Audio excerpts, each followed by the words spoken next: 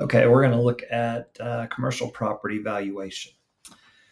Um, there are a couple ways to value property, very similar to residential. It's a price per square foot. So you want to look at it from two different lenses. One is price per square foot to make sure you're in line with comparable sales and not too much over or under. The second way to value property is based on the income that it generates, and that's what we're going to look at further here. We're taking a 10,000 square foot industrial building in Noble, Oklahoma. It's a small town south of Norman. And the building is 10,000 square feet. Like I mentioned, it's bringing in 5,750 a month in income.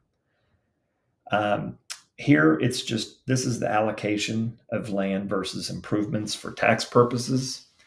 It's a commercial building, so it's 39 years in terms of cost recovery. So we have it priced at 750, and we're going to see if that's overpriced or if that's in line. The 5,750 a month equates to 69,000 a year in income. We don't think that there's any increases in that rent, so that's what it is over the lease term. Let's say the lease term is 5 years. We do account for vacancy because when it does become vacant, we got to lease it. There are expenses that the owner is going to have to pay for if it is a modified gross lease and not a triple net. So the owner is going to have to cover the taxes, insurance, and the maintenance if it is a gross lease. We could remove these if it's triple net because the tenant would be paying for those expenses. Here, the new buyer is going to come in and get a loan. The bank probably will loan 70% of the value. Sometimes 65, just depends on the deal and the actual buyer. We're going to put 7.5%, and it's a 25-year and 10-year term, 12 payments per month. Loan costs are going to be a couple, 2 percentage points. Here is some of the benefits of owning commercial real estate. We're going to say that the buyer's at 37% tax bracket. The capital gain tax rate, thankfully, is 20%. That's going to help things. And also the recapture rate for cost recovery, which is a big deal in real estate, is 25%. We're going to hold it for 5 years. Because it's in a small town, we're going to say it's a cap rate of 9%. If it were in, say, Oklahoma City, it might be 7.5 to 8%. Just depends on year of the building, location, that sort of thing. But for these purposes, we're going to go with 9 for a sale price, and it's going to cost about 7% in commissions and closing costs and that sort of thing. Let's go to the cash flows. So here you're going to see that you're going to need 250,000 out of pocket, which would be financing 525 to buy this deal. Here again, some of the loan terms: 46,000 a year in debt service. Here you got again the 69,000 in annual income. Take away the vacancy, you're left with 65,550. When you, if the owner has the 65,550 and then has to pay these costs that we talked about, insurance, taxes, and maintenance on the building, now you're down into the net operating income of 50,000. So you take the 50,000 minus the first mortgage debt service, and basically at the end of the day, you're only getting 3,494 a year in income. So it's not good. Those are the cash flows. Now let's look at the sale. Again, we talked about a 9% cap rate on the sale price, so you're actually going to be selling it for less than you're buying it for at this price. You're going to be in the hole by 175,000.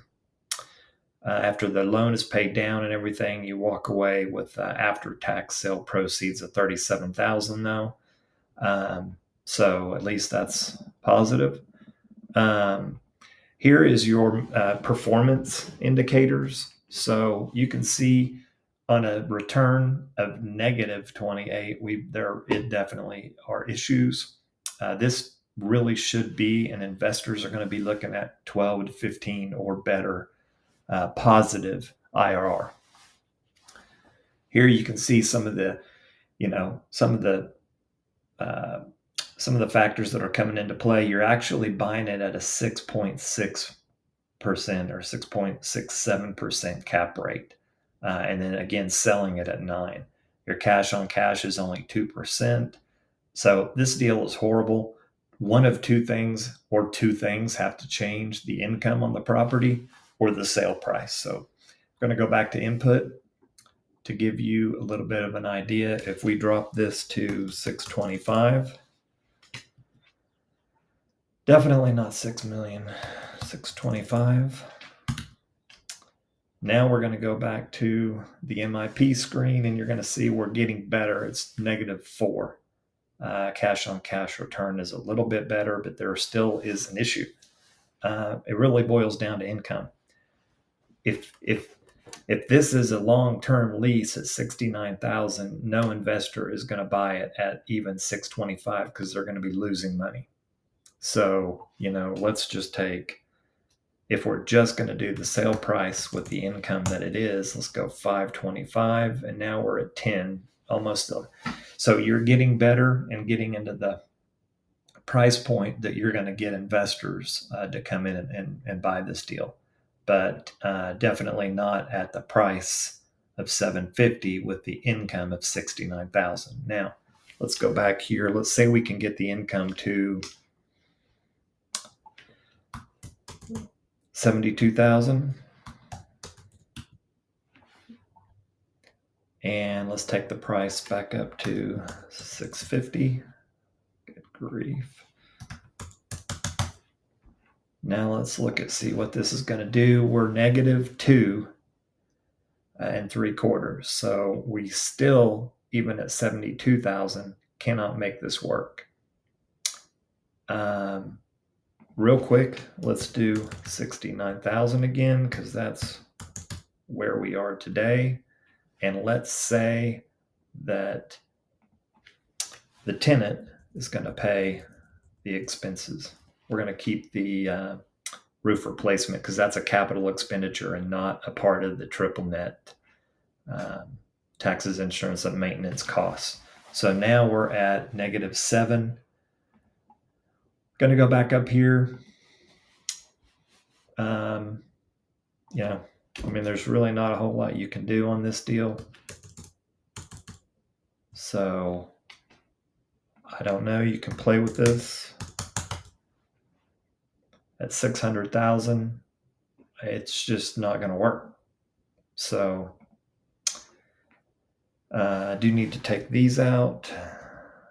Let's look at this again. Now we're at 16. This will definitely work at 16 if the sale price is 600,000. Let's go to 700,000 and look and see what it does. We're at 4. So you can see that at 69, you're going to need to be at about 650 to 675